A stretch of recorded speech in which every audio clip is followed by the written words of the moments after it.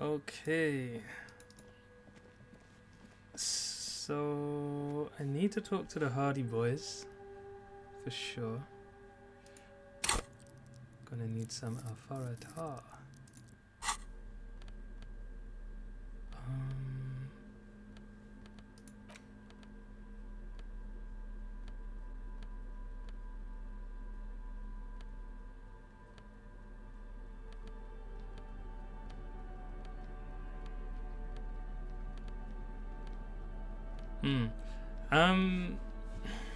I need to also go to the Dice Lady. I think in 10 minutes.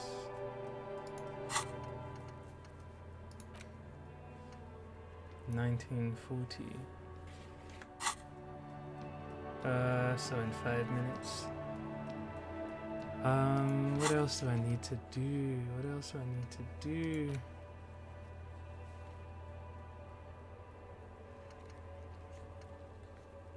Let's kill some time in the cafeteria.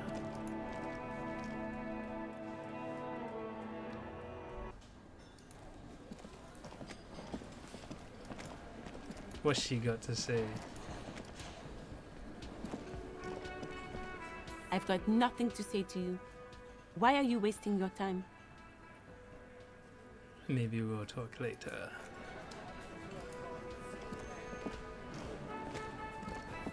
Hey bro, you got any more of that stuff?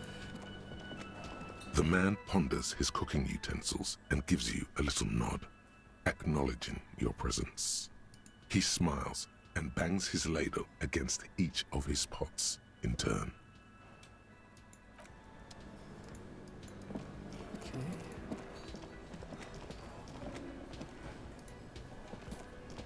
Can I help you?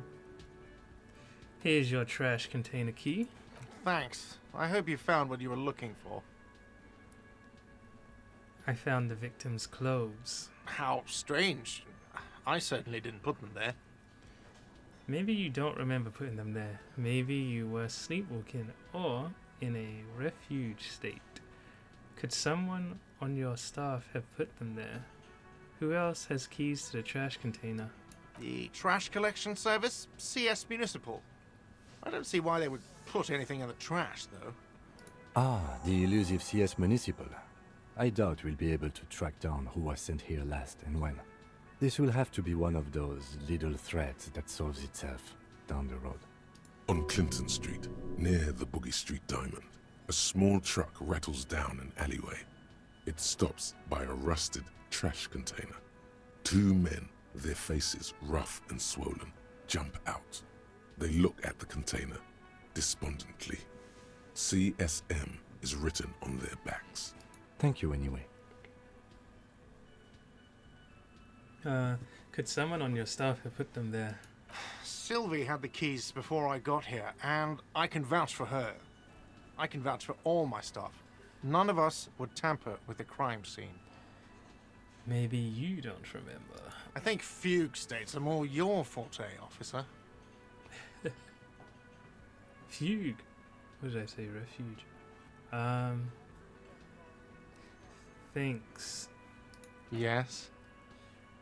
Goodbye. See if there's anyone up here. Doubt it.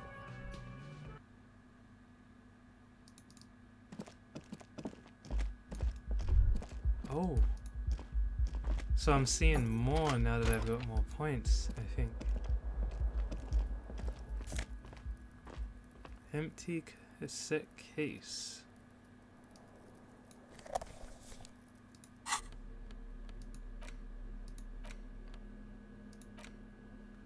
There used to be a tape in this case, but it was destroyed in a fit of rage.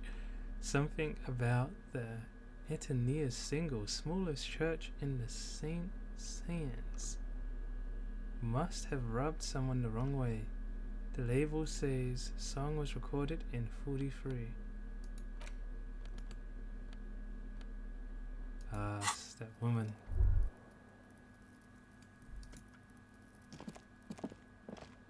The window stands broken in its frame. Cold wind blows in. The shards face outward. Whatever broke this window came from the inside. Did I break it with my own hands? Look at them. A fine web of scarring covers the back of your right hand, but none of it is recent. What did this then? More likely a projectile than a held object. There are no fragments on the floor from pulling a tool back in after impact. Wait, what am I doing? Something you've done before. Assess the size of the impact. It is too large for a bullet, yet too small for a piece of furniture. You're looking for something heavy and larger than your fist. The shoe you found on the balcony fits the hold almost as well as your foot. It would have also been heavy enough if thrown with force. Congratulations, you smashed the window with your own shoe. Maybe it wasn't me. I'm sure I had a good reason for it. Maybe I was trying to hit someone. What a stupid thing to do. And maybe, just maybe, you succeeded. We'll never know. Or maybe you were trying to smash your own reflection in the window pane. Can I open this yet?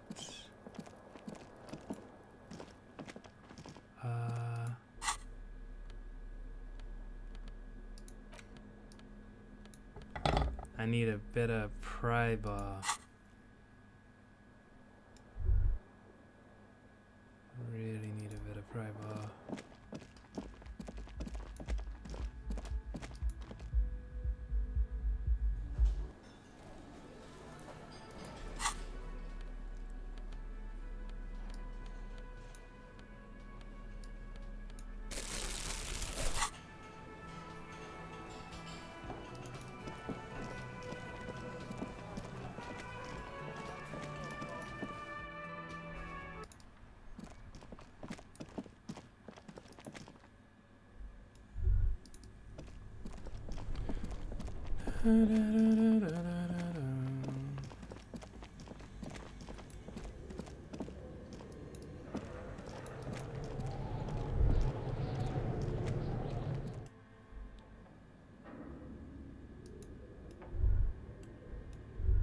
Oh, it's dark. It won't let me move. I see.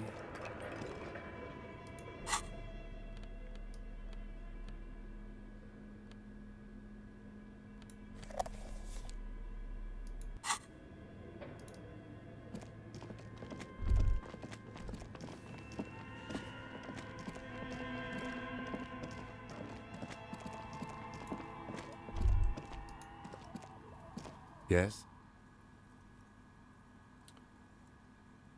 No, not you. Oh, it's you again. Are you looking for a die? Shivers.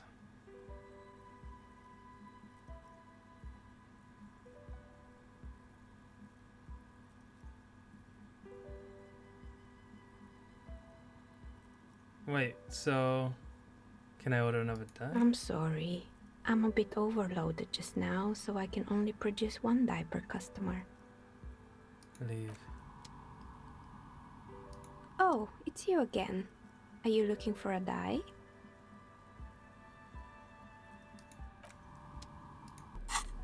She's not done yet. Insurance.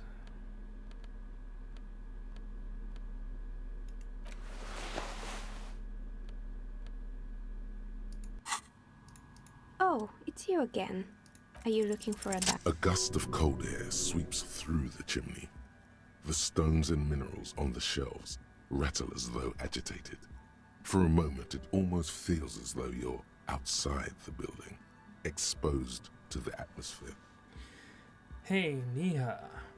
The curse is real, and I figured out why it has spared you. This is still just a theory, but hear me out. I think I know why your business hasn't failed. Didn't we already talk about this? she asks as the wind continues to seep in through the cracks in the old chimney. It's because you're not in the same building as the others. This isn't technically the doomed commercial area. What are you talking about? My address is exactly the same. Rue de Saint-Guilain 10. She says, shaking her head. No, the old coal plant that used to be here was subsumed into the new venture. Its ruins swallowed up, yet it has a different address in the heart of the city. No, this used to be a coal plant. Touch the safety curtains. You're in a chimney of another building. This doesn't make any sense. She looks around the makeshift nest that she has carved out for herself, bewildered. Are you saying my business was spared because of a technicality? Where is this coming from? Let's say I have my own methods, unusual methods. It has a different address in the heart of the city. I'm just using logic. It's windy in here. You probably haven't properly sealed the chimney crown. And what? Does it mean that I'm safe from failure? Don't let her become complacent. She still needs to ward her soul against the evil forces. Actually, it's only your workshop that's protected. You should still do something to defend your person. She starts laughing, her fingers trying to rub away the exhaustion from her face. What? Look away. I want to talk about something else now. Do you know what this is? She raises her hand to reveal a piece of metal shining on her index finger. Your lucky charm? Some kind of ward? It looks like a regular piece of jewelry to me. I don't care what it is. I only came to tell you about why you haven't failed yet. Your lucky charm, some kind of ward. It's a mourning ring. I made this when my first company failed. It was a small jewelry shop right here in the East Delta Commerce Center, built with the little I inherited from my parents. She replies. I drove it into the ground within a year. I didn't have what you would call a viable business plan. See, the curse is real. I bet you didn't run this little jewelry shop from the protective depths of the chimney. Why are you telling me this? It wasn't just a jewelry shop either. I always thought that it was just the world that you were supposed to try again and again until you finally succeed. And now you're telling me what? That it was all because I didn't run my little shops and ventures from a dump inside an abandoned chimney? She closes her eyes. Don't call it a dump.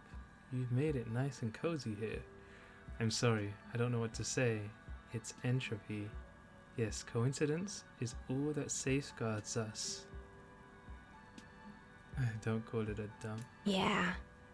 Or maybe it's the entire world that's cursed. It's such a precarious place. Nothing ever works out the way you want it. She stares out of the window, not really hearing your words. That's why people like role-playing games. You can be whoever you want to be, you can try again. Still, there is something inherently violent even about dice rolls. It's like every time you cast a die, something disappears. Some alternative ending or an entirely different world. She picks up a pair of dice from the table and examines them under the light. But anyway, thanks for sharing your theories, officer. Leave. Yo, is my dice ready it's yet? you again. Did I? She said 8 hours, right? We'll try again in another hour.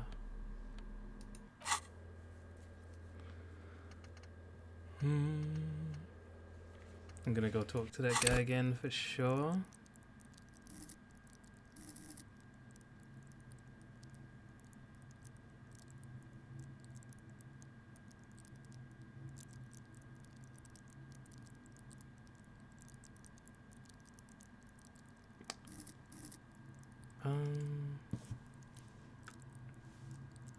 I want to do the one that lets me talk to the container. What the? What's that?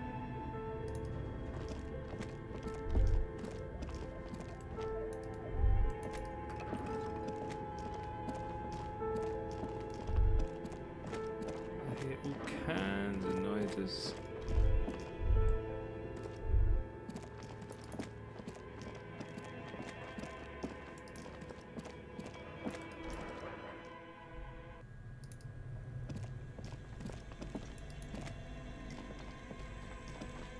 The bear's eyes are still glowing red. It's guarding over the freezing corpse hidden inside its belly. Close the door.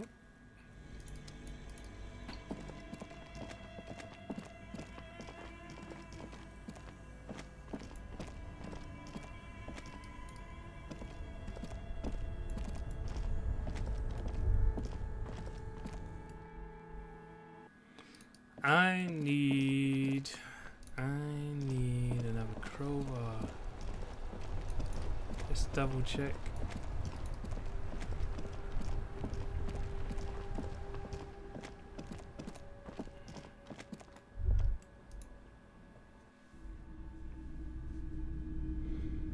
Let's see, he might have one. If you don't mind, please put the flashlight away. Some of us have photonic sensitivities.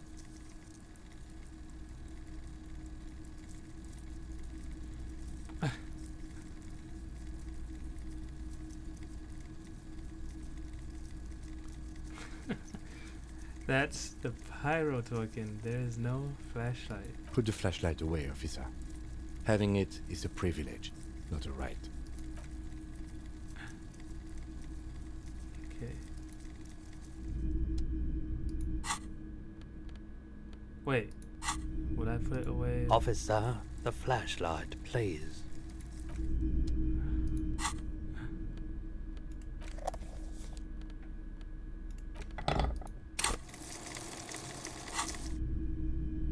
Hello, hello. Let me know if I can help you with anything.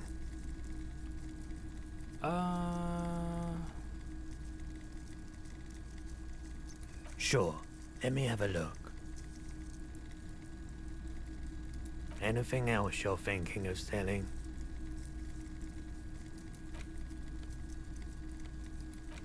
It's like nothing though. Oh. I need to talk to that guy.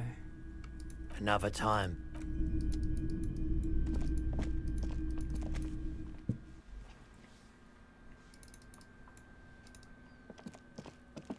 Can I walk around here?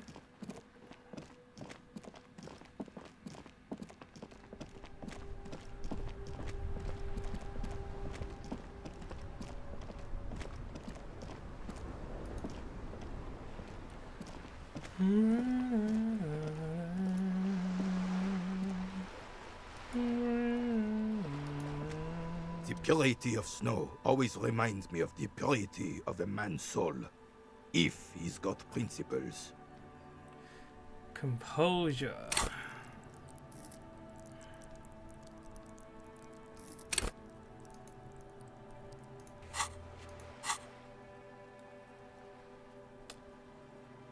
Renee, I found your guard booth. Yes, the Debardeurs Union pays me to stand vigil during the nights. Not out of any political allegiance, mind you. He looks down. I'm an old man. Don't sleep more than a few hours every night anyway, and money is tight.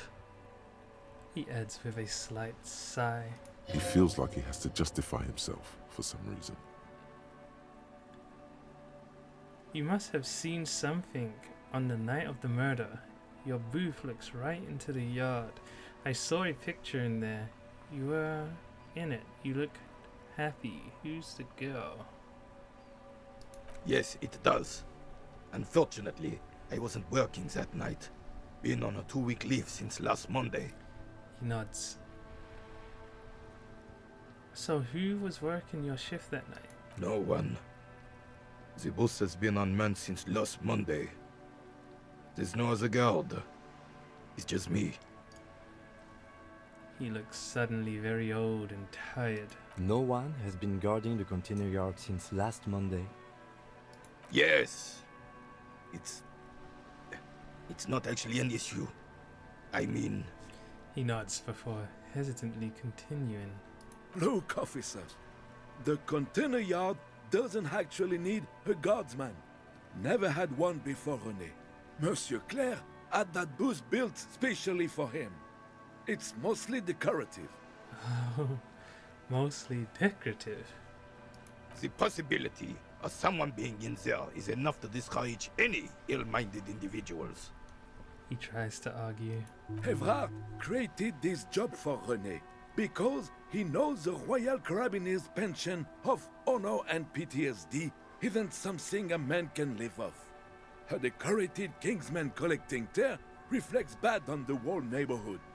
His words. Everett gets it. Big guys looking after the small and everyone working together. I love it. Such dependency only weakens a man further. Do or die. There is no middle ground. René is but one man. We need a program. Get all the elderly back in the job market. Keep folks motivated.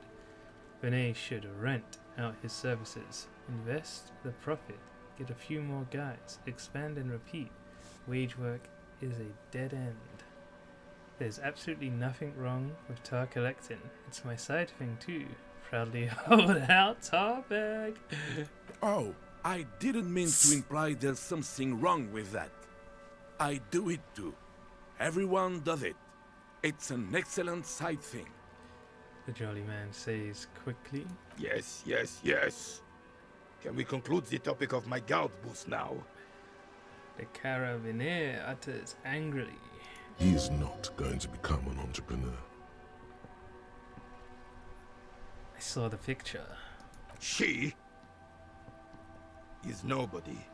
This is none of your concern, and I refuse to discuss my private affairs with the RCM. His features stiffen and he gets a cold look. The lady is Jeanne-Marie Beaulieu, and she sure as hell wasn't a nobody. Gaston speaks with a soft voice. Got it, thanks. Yes, yes. Like I said, it would be up anyway, so might as well keep an eye out. It keeps my senses sharp. He brings it up again. Alright, composure. Let's see if I can do this.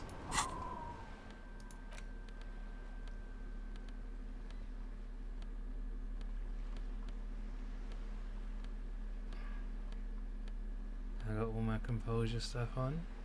Yep. Gonna give it a shot. The purity of snow always reminds... As René turns from you to his partner and back, the medals on his chest rattle and glare. He keeps his spine straight and his ribcage lifted, displaying them proudly. How many medals are there? 2. The larger one is shaped like a cross, while the smaller medal resembles the sun. Look at the cross. A crowned head in front of 2 crossed rifles. The medal hangs from a blue striped triangle. Look at the sun. A small blue star inside an orange sun. It has the word Valiant written below. The medals point to his chest. Did you get them for... For bravery. He interjects. It's a conflicted topic for the old veteran. There must have been a number of controversial episodes in his service days. That's what I was going to say. Bravery. Not for killing babies. Or not for raping women. Or for bravery? For doing my duty in the heat of battle. For looking my mortality in the eye. When men like Gaston here hid in the bushes and shot themselves. Oh, wow. He saved some muddy princeling who foolishly strolled into the front line in his gown of velvet and gold. Saved a princeling. Listen, René. I might want to hear that story later, but right now I have more important things to discuss. Okay, saved. It was on the first months of the revolution here in Revachol. Unrest was spreading like wildfire. Marauders had taken most of the Couronne and were getting really ambitious. King Frisel thought he could end it all in one decisive strike. Sent his cousin, Drisson, to put an end to the unrest. The old carabinier runs his fingers over the larger medal. Alas, the young Drisson was all piss and no vinegar, wearing a tunic of purple velvet and cockatiel feathers to battle. Even his rifle was gold-plated, shone from 5 clicks away. Can you imagine the asininity? Purple velvet tunic. That isn't exactly camo. The lieutenant says thoughtfully. To keep the long and bloody story short, Drisson marched us against the partisans in Couronne. And when I say marched, I mean made us walk into captured enemy territory, single file, like toy soldiers, while he rode in front on his giant red stallion. The rebels were smart. They let us come real close before opening fire.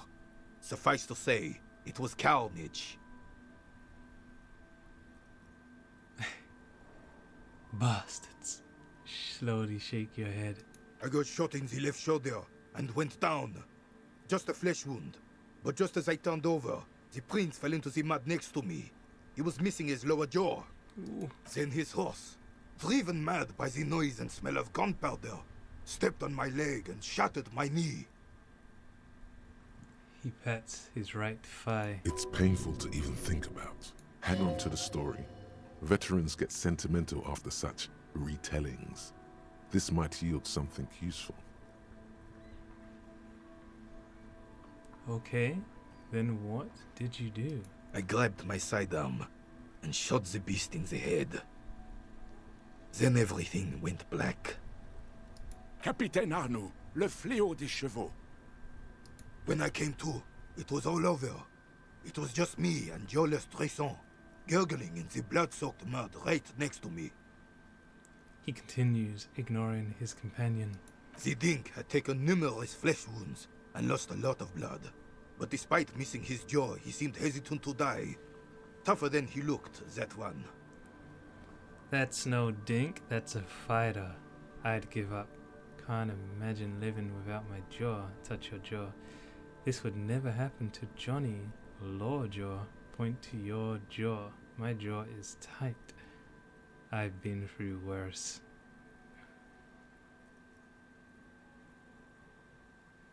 That's no dink.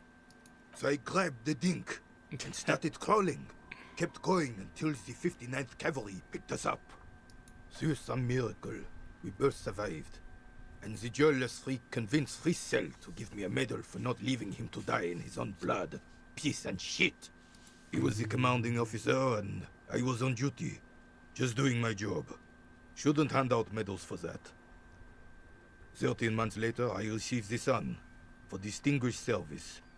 It's not worth mentioning. He shakes his head. You sense he's downplaying it. He did a lot more than his duty. More than anyone's duty.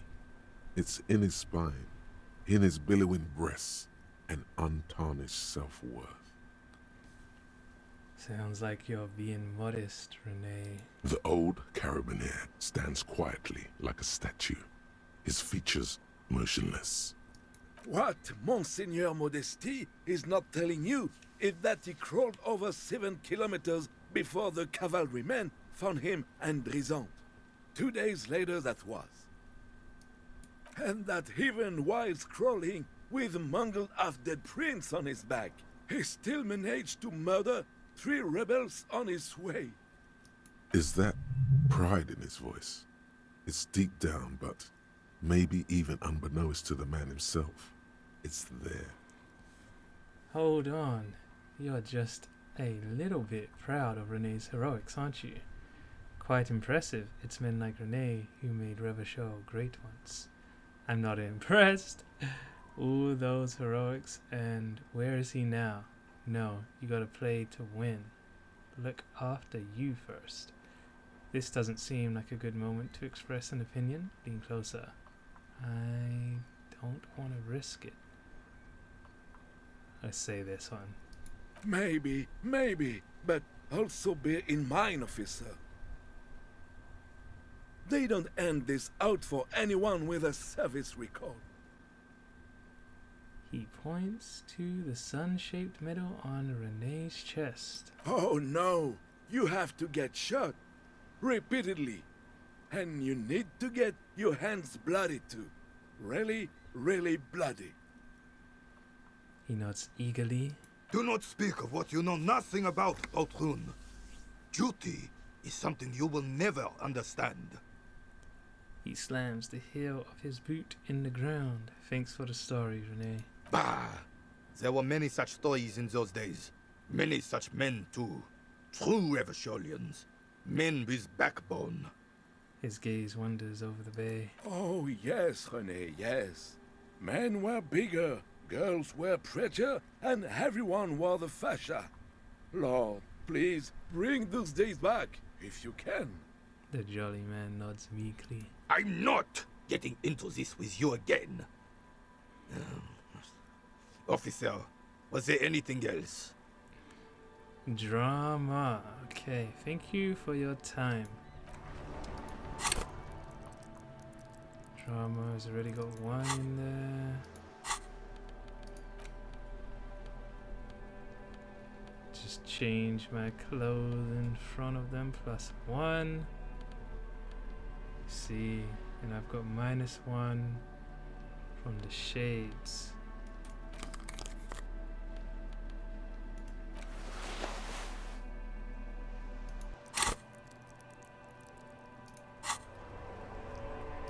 The purity of snow always reminds me of the purity.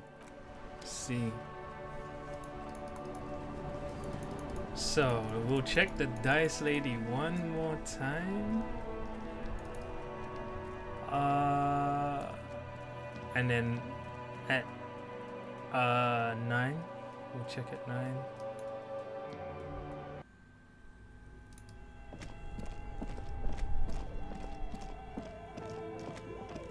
And where do I want to go? To the Hardy Boys? No, I want to go Yes? to the guy. No, bro, no, not you.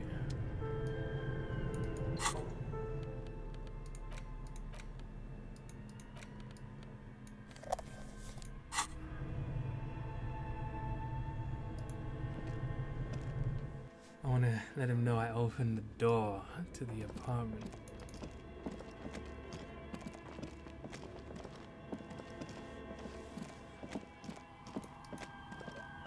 Oh, it's you again.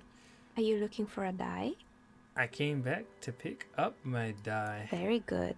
That will be 7 real for 1 custom die. Actually, I don't have the money on me. Can I get it for free? I don't do orders on credit.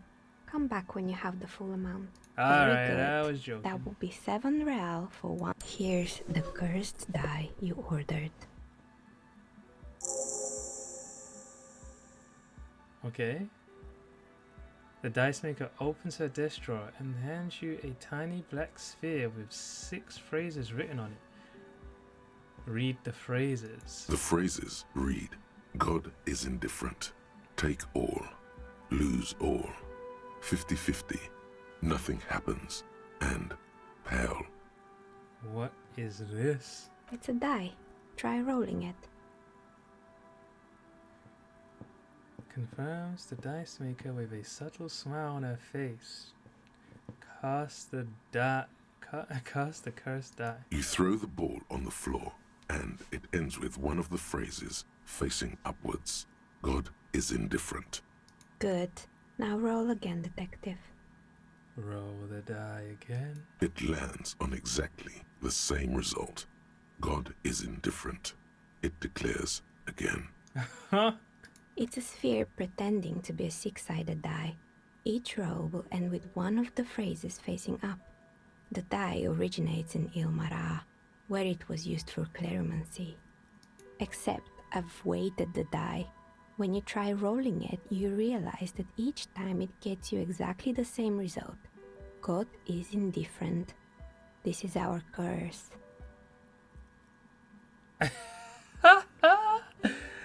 This is mega cool, but can I get one that actually works? Oh man, thanks, I'll keep it. Good luck, officer. Leave.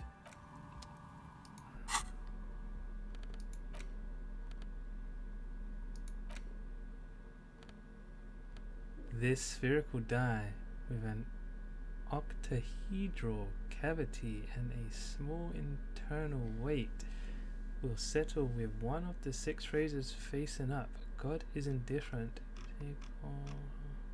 No, look at the map tab in general to see which white checks have opened. Wait, what? It's made of bug oak burl, coloring it malevolent black.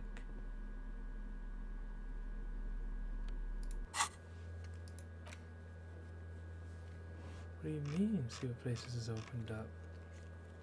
Cargo contained door.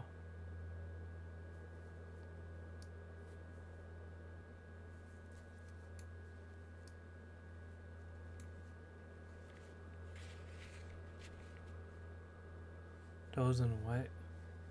I see.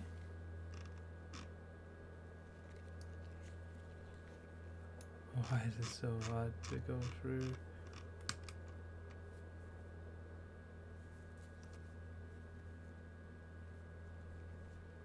I think I did all the things that I can do.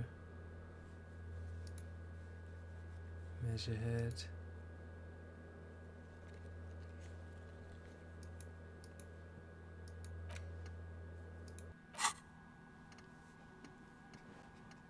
What have I got? All red checks fail. Huh?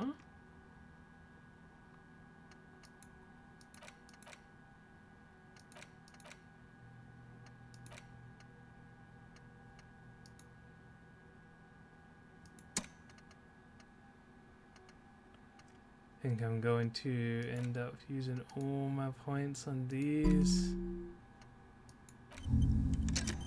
No.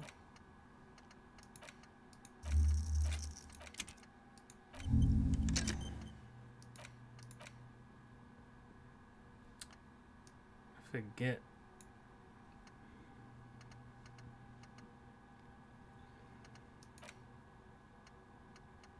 The Gemrock Shuffle is what I want.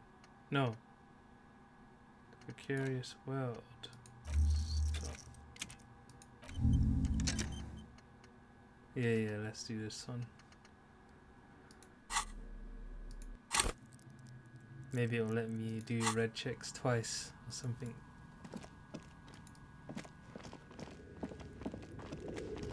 But for now, we'll avoid red checks.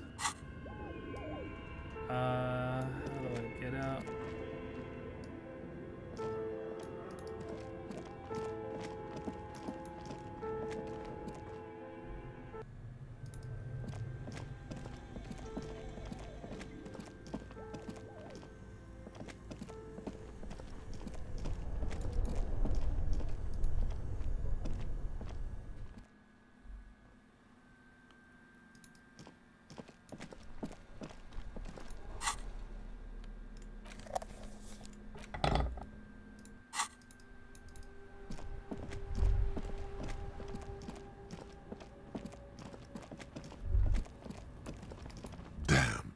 That felt good. Your heart's pounding nicely. You should tell people to fuck off more often. What? No, you shouldn't. You're an officer of the law. Fuck yeah, motherfuckers. Kim, I think I should tell people to fuck off more often. It felt really good. That's the spirit. Hey. Never forget, the whole world's a wooden house, and you're a goddamn flamethrower.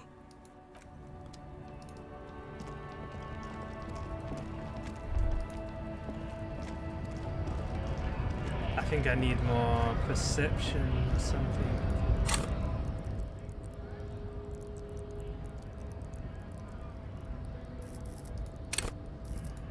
Maybe I'll see more things. I think I'm gonna work on that next.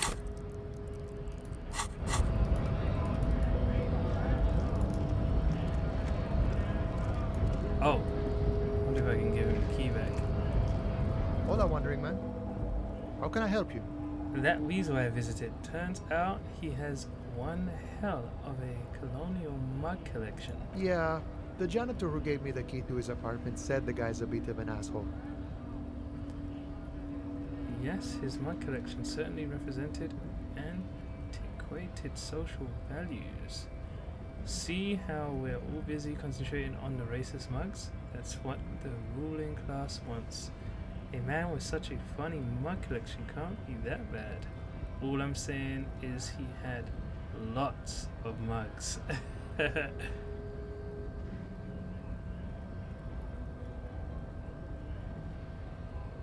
Like I said before, I don't know much about this weasel, but the bossman said he's a real piece of work. Thanks for helping out, friend. He touches his beret.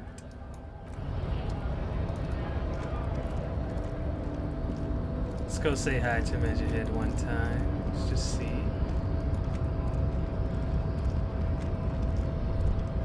Oh. Your race descent has temporarily halted, but you will fall again.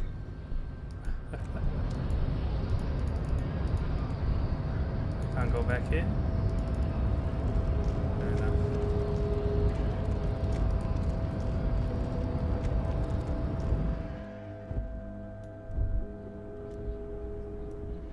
And I did this, right? The already familiar cold touch of plastic welcomes you as you pick up that. Your fingers run over the dial pad. 005. That's the dialing code for Revachol. 4952. And a moment of hesitation before entering the final numbers. 993. Calling. Ooh. Calling. Still calling. Then. Video Revachol, 24-hour video rental. You rent 8 and 10 millimeter film for home use. This is Lamy. How may I help you? Hey Crackle, someone picks up. They say, what is this place? Video Revachol is a 24-hour video rental. We rent 8 and 10 millimeter film for home use. This is Lamy. No, I meant, what is this place to me? Do you know me? No. Sir, I don't know. It's a video rental. Maybe you rent videos here. Why did I call you? Maybe you called to extend your rental period? Do you need to extend your rental period? My name is Harry Dubois. Do you have anything on my name? Let me fire up the machine. Dubois. Dubois. Keys are being pressed in the background. Here we are. You haven't rented anything in 5 years, but you still have a copy of Blue Ocean Hell from November '46. Whoa, not a fun film, that one. What kind of film? What kind of a film is that? It's not an easy watch. After the death of his daughter and subsequent divorce, Ziemsk immigrant Egidius Wojcik tries to come to terms with the onset of dementia. No wonder no one's been missing it. Still, it would be great if you could return it to us. We're on the corner of Voyager and Maine. He concludes. On the corner of Voyager and Maine, a large neon sign hangs on the side of a building. Video Revachol, 24 hours. It's raining and there is almost no traffic on the street. A woman's footprints in the mud lead away from the front door. Tiny heels tiptoeing down the road. Beautiful steps, light-footed with a lifetime ahead of them. You look up and the air seems to grow darker. Suddenly you feel like you don't want to hear about video rentals anymore. You don't want to hear about any of it. It was all shit. It's over. Kim, I feel sad about Video Revachol 24. That's enough for you today. Let's conclude this call. We're done. Hang up the phone. I don't want to pass out just yet.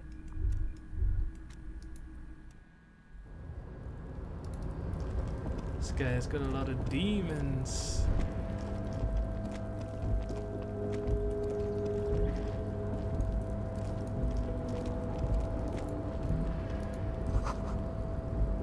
A composite eye of halogen light swatches you, emitting a low buzz.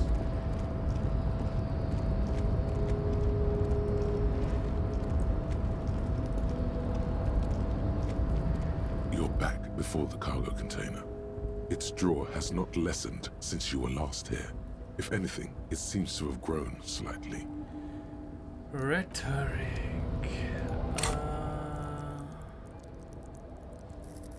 Man, I'm not gonna get this open for a while.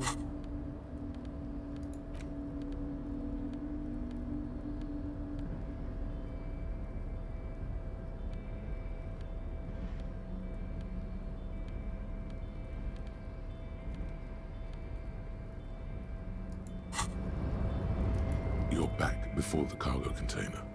Its draw has not lessened since you were last here. If anything, it seems to have grown slightly.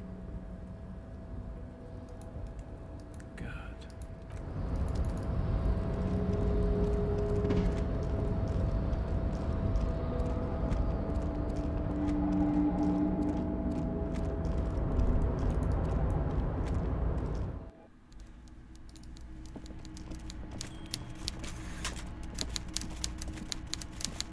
Mr. Dubois, every worker... He leans toward you, waiting for your to complete his sentence. A member of the board is a living god, is an organ in the great state organism of war. Also looks just like me. For himself, a member of the board. That's right, Mr. Dubois. I see the socialist democratic fervor now burns in your heart, too. How can I help you today? I did it, Everett. I made it even shadier. I opened the door you asked me. Can we discuss the murderer now? I'm very glad to hear that, Harry. One question. You didn't actually happen to stumble in and see what's inside the apartment, did you? There is no way to sway this man in any direction. He is unsuggestible and unswayable. Just tell the truth. I did go inside. Weasel had the flag of the old river shore on his wall. I may have gone inside and seen a collection of racist mugs. Just as I thought. Culturally antiquated mug collection. What a weasel. Pissing on Everart's Rainbow Coalition. He shakes his head. Now let's get down to brass tacks. It's time for men like me and you to figure out who's killed who and why. Real police work is gonna start happening now. I promise you, Harry, this is gonna be good. The mug collection I mentioned was in the apartment. I found a similar mug in the trash with the hanged man's clothes. I've heard... I wonder if that's the guy who's up there. I've heard about a connection between the lynching and the strike. I'd like to hear what you know about it. By now, I'm sure you've figured out who the dead man was working for. The bad guys. Wild Pines. Sent to scare us. Another violent measure of the top hats against us flatcaps. I'm listening. Harry, this strike is the culmination of many, many mistakes made by the Wild Pines group. They tried to shut the strike down by sending in armed mercenaries. You mean our victim? A security contractor? Can you imagine that? Workers standing in peaceful protest, united in the spirit of fellowship, and they send hired killers to mow us down with machine gun fire? He performs a motion as if spraying bullets from a machine gun. I'm talking beasts. Hardened killers from proxy wars in Yisut, Semenine, Saramaritsa, you name it, they've done it. Raping, killing, burning villages, Killing little children for the Senorita Pineapple Company, Harry. Those Senorita Pineapple people are scary motherfuckers. Decimating your state if you don't give them your pineapples. Everything they did there, they brought over here. They want to turn Revachol into a third world slum. Honestly, the only thing they didn't do is kill the village elephant. Hold on. You have a village elephant? No, Harry, the elephant is metaphorical and so is the village, but the mercs and their brutality are very real. Go on. Now, I haven't personally witnessed the brutalities out there. I have the luxury of staying in my container, you see. If I need to go somewhere, they just move my container. He laughs. Wait, they moved the container? Yes, I'm an old man, Harry. My legs aren't what they used to be. They lift my office with that big crane. It's actually very fun.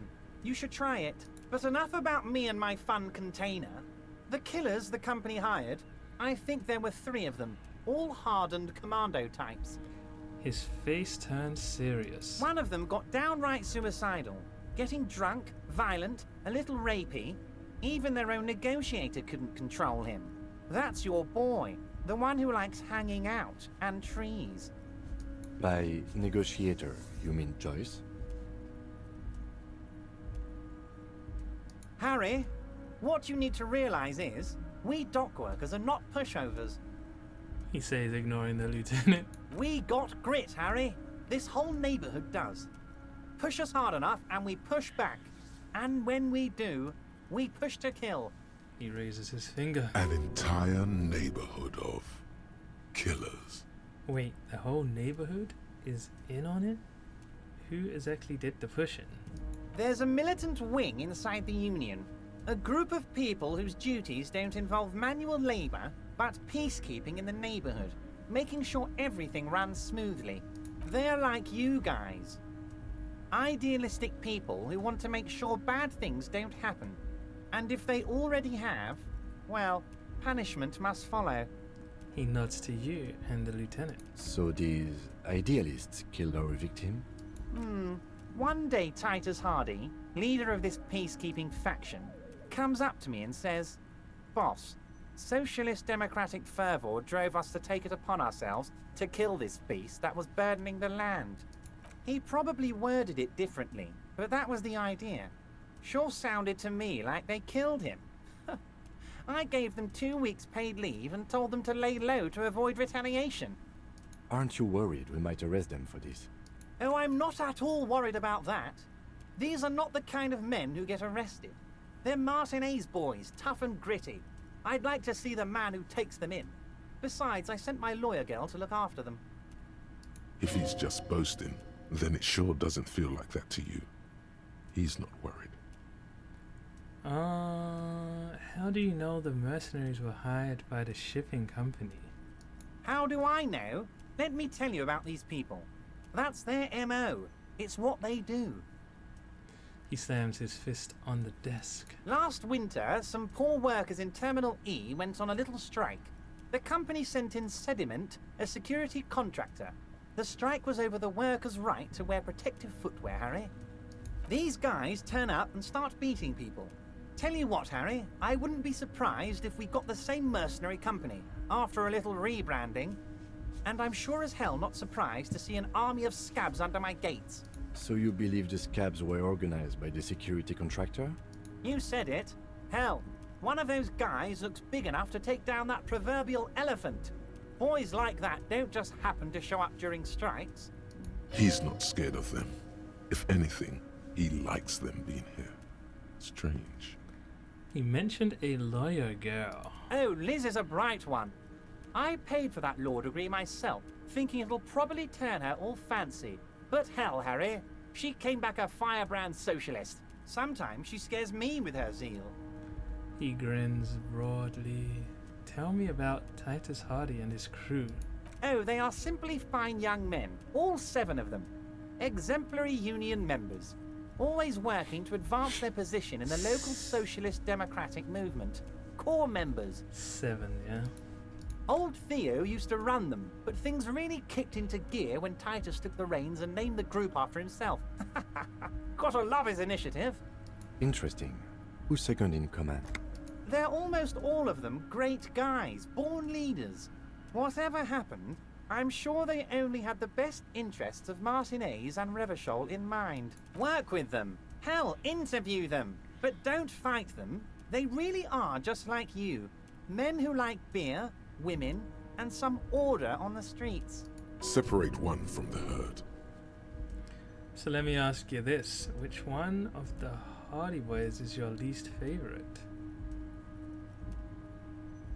Better not to. Or what? He'll give you info. Fine. Don't ask it then. Evrod, I met these Hardys. Can you ask them to cooperate with me? But of course! It's the least I can do for my good friend Harry. I'll do it right after we've concluded this talk. You can now go and tell Titus about this. See what he has to say. Also, Harry, here's 5 real. He holds out a banknote. Wait, why are you giving it to me?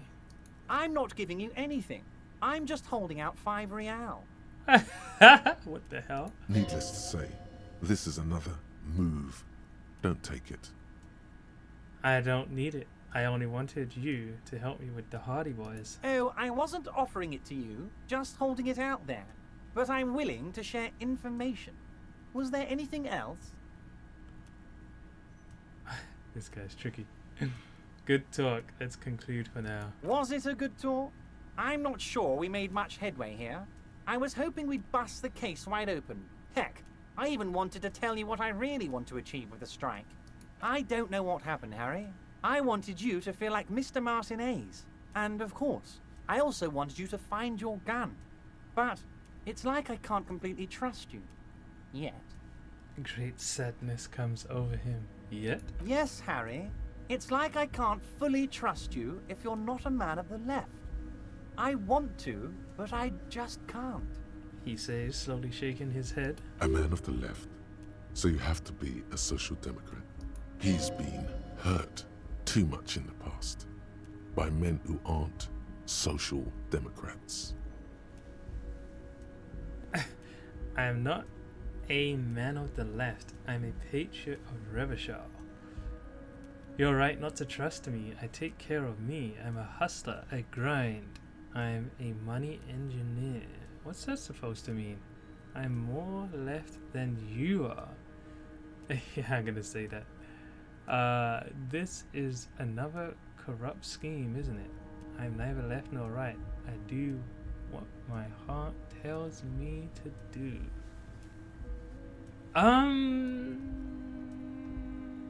It's either these.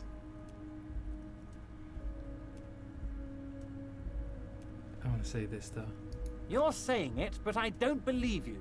You know how it is, company snitches, agent provocateurs everywhere. I'm barricaded in this fortress of mine, and I need to get a message out. Will you help me? And what would this entail? Once again, I require nothing unethical or illegal of you. You just need to get 2 little signatures on this piece of paper, and then mail it to my accountant in La Delta. He pulls out an envelope. Kim, what do you think of this? It depends. I don't think what we just got from Mr. Clare was very useful.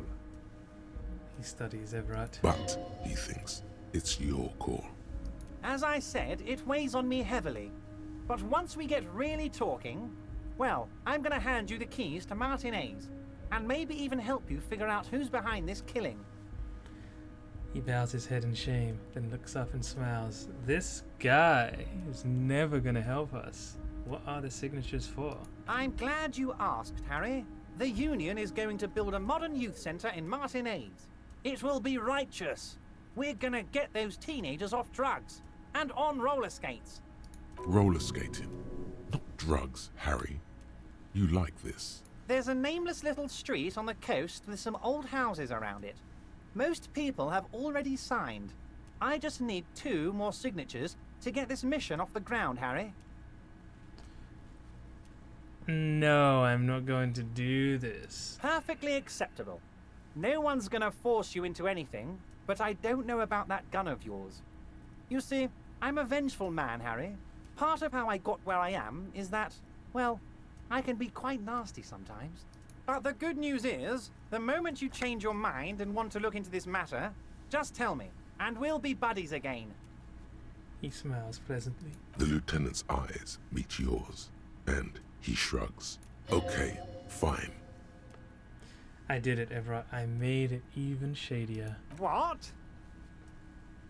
The big man looks at you surprised. The brew. The shady, shady brew. Oh, how could I forget your little side project? Well done, Harry. Well done. Don't even tell me what it was. But good job. I love it when workers take the initiative like this. So do I. That's one tasty brew. You should drink some right now, if you can. See you soon, Debardeur. Just kidding. But not too much. The big man raises his hand in farewell